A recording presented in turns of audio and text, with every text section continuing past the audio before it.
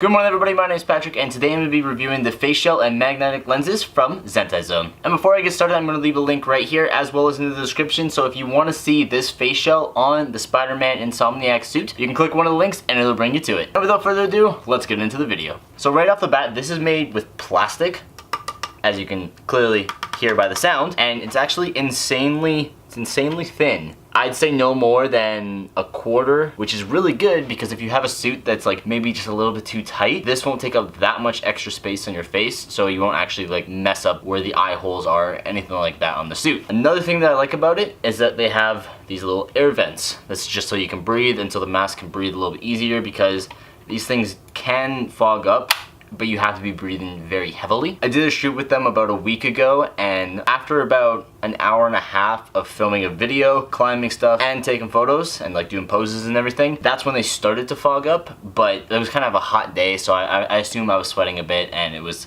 actually creating a little bit more steam, so that's what I'm assuming. Other than that, they're pretty solid. So yeah, these are the magnetic lenses, so they just kind of snap in like that. So this face shell goes for about $80, and then the lenses go for about $25 on Zentai Zone. And if you get it with the suit, I believe you save about like $5. So it's not a whole lot of savings, but you do get a little bit of savings, which is nice. I don't know this just yet, but I want to see if the lenses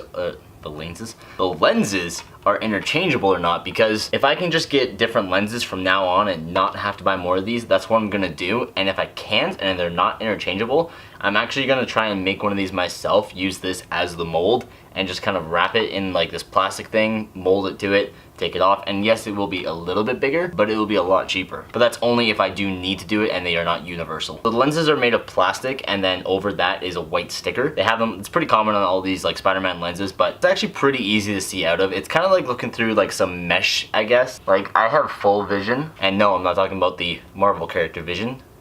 Okay, so now a few of the cons about this face shell. There is cons, unfortunately. Number one, when I first purchased it, let's see if I can get this on camera. Okay, so as you can see right here, I had to super glue this because when I took it off, it actually pushed out, and this part came off right when I got it. So I'm assuming they just didn't use glue that was strong enough, or when it was shipped, it may have been bumped and it came off, but it's not a big deal. It doesn't disrupt any of my field of view. It still clips perfectly. It doesn't come up in photos, which is fantastic, but that was one thing that kind of sucked about it. The second thing is that the magnets aren't exactly the most powerful magnets. I can show you what I mean. Okay, and it should look something weird like this. When putting the lenses on, you don't really have that like smooth click that it has when it's just the plastic and there's nothing interfering it. It does kind of come off. Like, this is just me going straight and continuing pressure.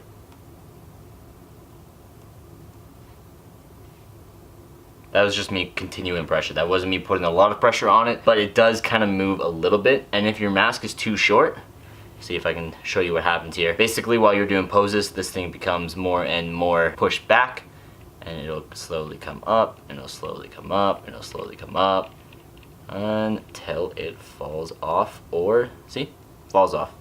Just like that. So it does have its drawbacks a little bit, but overall it's not bad. It could just be where my eye holes are cut on this suit and they just did it improperly. That is one thing. They're not powerful enough to keep the fabric from moving, is what I'm trying to get at. So there is one more con, unfortunately, and it's the amount of air vents. I wish they would increase it, because they do have the surface area for it, and I don't know why they don't. Maybe it makes it too like fragile. After an hour, it did tend to fog up. Again, I was doing like climbing and all of this stuff, so I understand a little bit, but I still wish it would just kind of not fog up, and adding a few more air vents would help it. But all in all, I'd give it a solid like 8 out of 10. There is better masks like this.